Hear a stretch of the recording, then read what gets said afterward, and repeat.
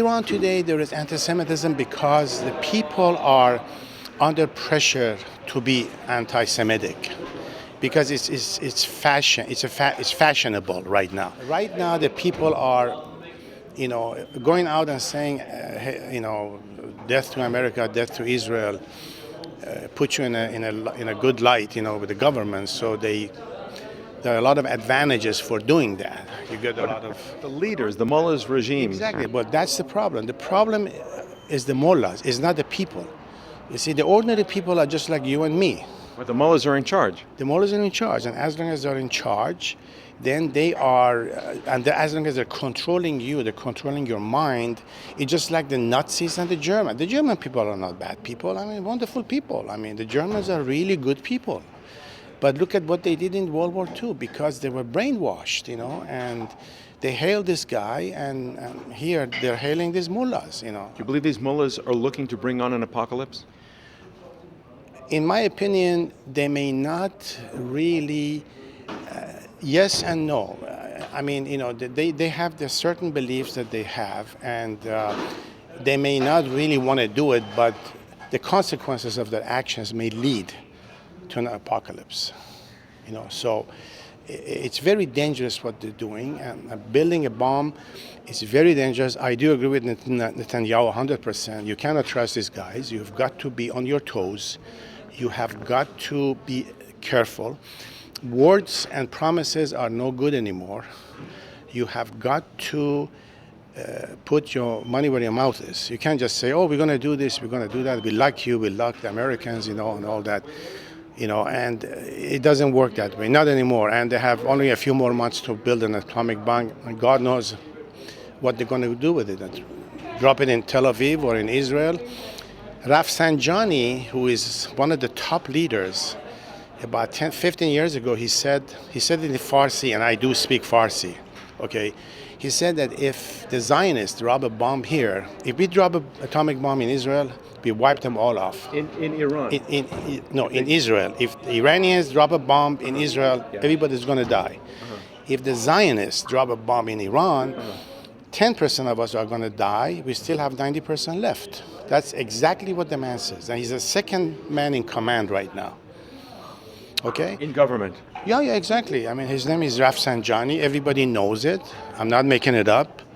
And this guy is, right now, he's writing very pretty because, he has always been one of the top 2 or 3 leaders. So we're dealing with this kind of a mindset. So Mr. Netanyahu, some people say he is exaggerating, he's overreacting. No, he's not. He's not. The same thing was said about Hitler.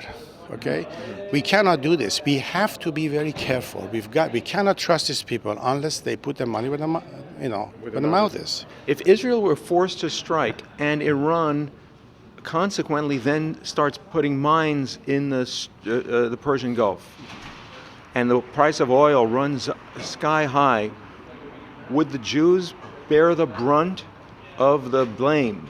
Absolutely. If there is one thing that I pray for from morning to night, is for Israel not to do that. I don't want that to happen. That's the last thing I would like to see in my lifetime.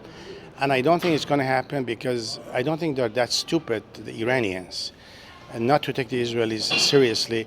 But this is something I don't wish to see. I don't, because first of all, I love Iran. I'm an Iranian. I have a lot of love for my country, and I love Israel. I mean, as a Jew, so I'm caught in between, as like a catch-22.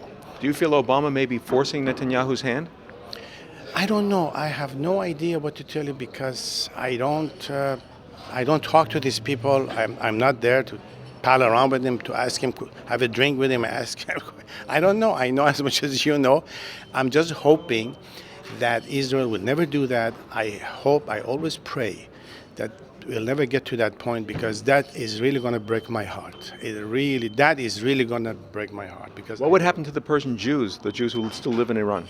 Well, it won't be good for them. They'll kill, of course, a lot of them will be killed.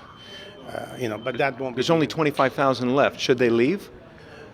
Well, I always said that Iran under these guys is no place for Iranian, for the Jews or Armenians or Christians, the rest of them, or Baha'is, because you're not welcome there, and you're just walking on a banana peel.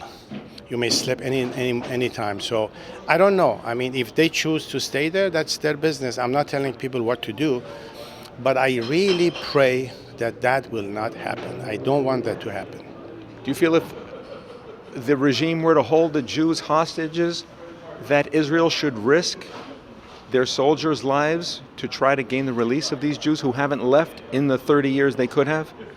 Well, you see, I don't know if they're holding them as hostage. It depends on for what reason. I mean, if they're holding them as hostage to build an atomic bomb to drop it in Israel, then I don't care about the 25,000 Jews in Iran. I don't care about them because I care about the 5 million in Israel. So it's the question of priority. Okay, do you want your child to get killed or do you want your dog to get killed? You know, obviously you love your dog, you love your son, but when you come to make a decision, obviously you want your dog to die. You prefer to die. So it's a very tough call.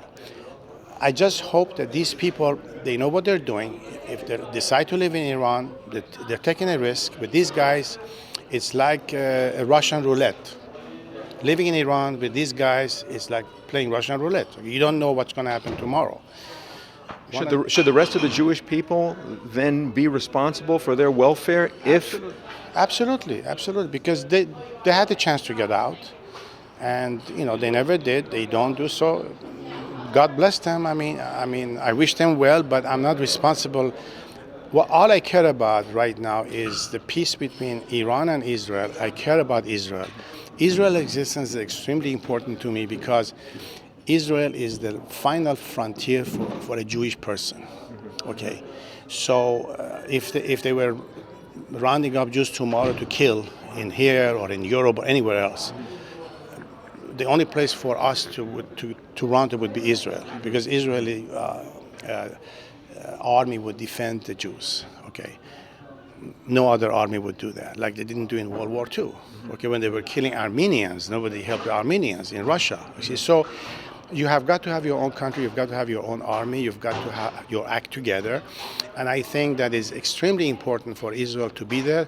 It's extremely important for Israel to be strong, defensible, and I don't care about what anybody says. That's my opinion, and my opinion will never change, ever.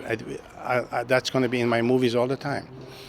For strong Israel, a defensible Israel, and not an Israel that could attack anybody, because we are not interested in attacking anybody.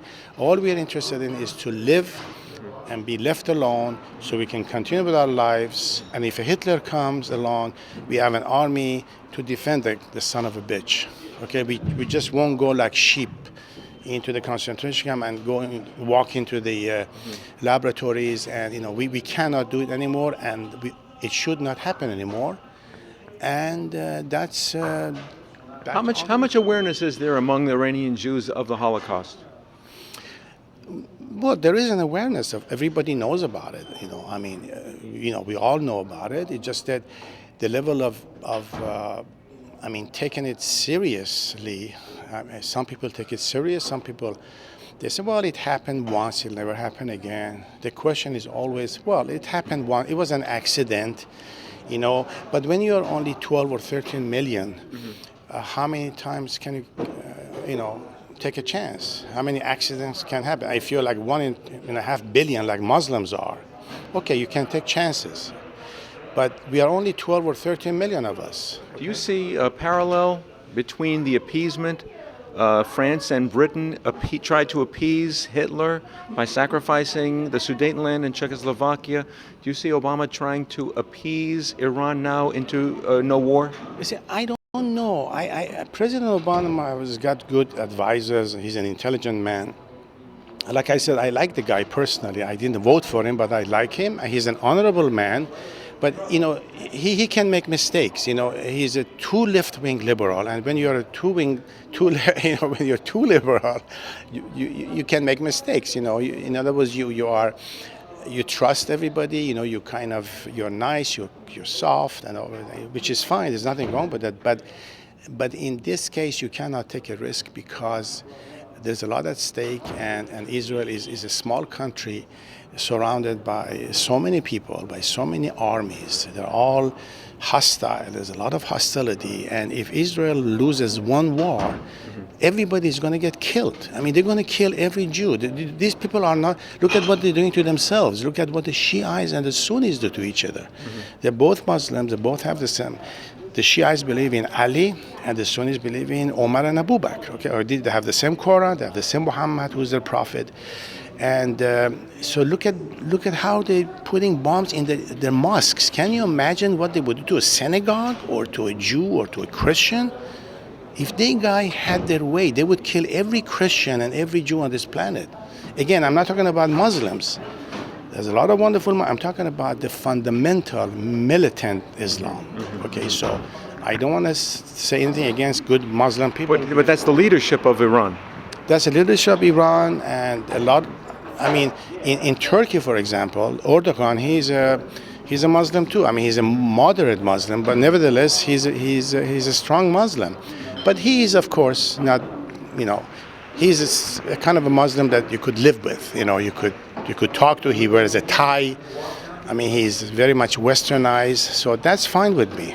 I like to deal with people like that who can sit down and talk to you. Didn't he send a flotilla to Gaza? Oh yes, of course. I'm not saying he likes the Jews.